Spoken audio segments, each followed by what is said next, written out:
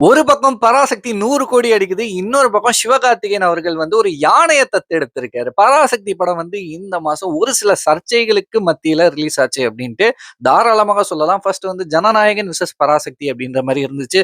அப்புறமா ஜனநாயகன் படம் ஒரு சில காரணங்களால இந்த சென்சார் இஷ்யூன்ற ஒரு காரணத்தால படம் கொஞ்சம் போஸ்ட்பான் ஆயிருந்துச்சு. அப்புறமா பராசக்தி விசஸ் வாவாத்தியார் அப்டின்னு இருந்துச்சு. அப்புறமா பராசக்தி விசஸ் வாவாத்தியார் விசஸ் டிடிடி அப்டின்ற மாரி இருந்துச்சு.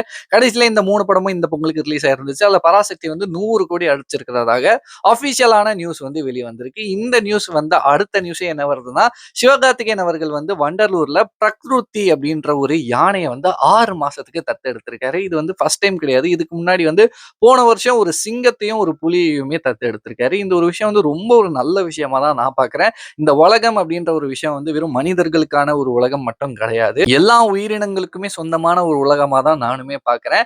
நாய், பூனைல இருந்து ஆரம்பிச்சு சிங்கம், புலி, யானை, கரடியிலேருந்து மரம், செடி, கொடியிலேருந்து எல்லாத்துக்குமே சொந்தமான ஒரு உலகம் தான் இந்த உலகம். ஒரு மனுஷனுக்கு இன்னொரு மனுஷன் உதவி பண்ற மாதிரியான விஷயங்கள் நிறைய இடத்துல நம்ம பார்த்திருப்போம். அதே மாதிரி நம்ம ஒரு மனிதனா இருக்கும்போது இன்னொரு உயிருக்கு நம்ம உதவி செய்யறது, அதை பார்த்துக்கிறது, நம்மளால முடிஞ்ச ஏதோ ஒரு உதவியை செய்யறது ரொம்ப ரொம்ப ரொம்ப நல்ல விஷயமா தான் நானுமே பார்க்குறேன். இந்த மாதிரி நிறைய பேர் இந்த மாதிரியான ஒரு சில விஷயங்கள் செஞ்சா இன்னுமே நல்லா இருக்கும் அப்படின்னு நான் நினைக்கிறேன். இதை பத்தி நீங்க என்ன நினைக்கிறீங்களோ மறக்காம என் கூட ஷேர் பண்ணிக்கோங்க.